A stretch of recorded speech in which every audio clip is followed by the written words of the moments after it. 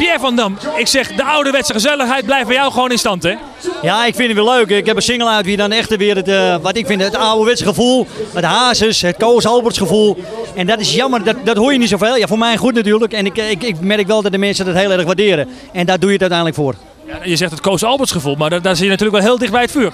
Ja, maar ik moet zeggen, Koos en ik leggen elkaar niks in de weg. En we hebben al, alle twee al 20 jaar in mijn eigen carrière. Het is leuk als je ooit eens wat samen kan doen.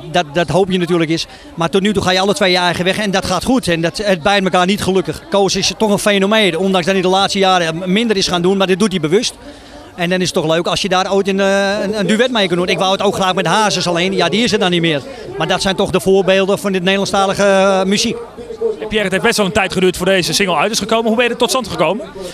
Ja, op een gegeven moment, de platenmaatschappij gaat ook zoeken. En op een gegeven moment dan moet je gewoon terug naar de basis. En dat zei ik al steeds. Van jongens, ga er gewoon, maak het niet te moeilijk. Nederland is gewoon simpel volk, net zoals als wij. Het is simpel volk en dan moet je niet te moeilijk gaan doen. En dat blijkt. Ik ben net zo als dat een ander. Alleen ik heb de massa dat ik misschien een beetje kan zingen. En de ander is een goede metselaar en jij bent een goede interviewer. Dus heb je allemaal je capaciteiten. En dan is het leuk als je toch weer kan bewijzen dat je toch weer nog in die tijd kan scoren. En wat kunnen we nog meer van je verwachten, Pierre? Nou, in ieder geval gaan we een album doen. En in november geef ik een concert bij ons vlakbij in Amsterdam voor alle fans. Nou, dan zag ik ook mensen weer uit Emmen weer komen. En uit Hengelo komen ze uit Doetinchem. En dat is 1 keer per jaar in Weerzien.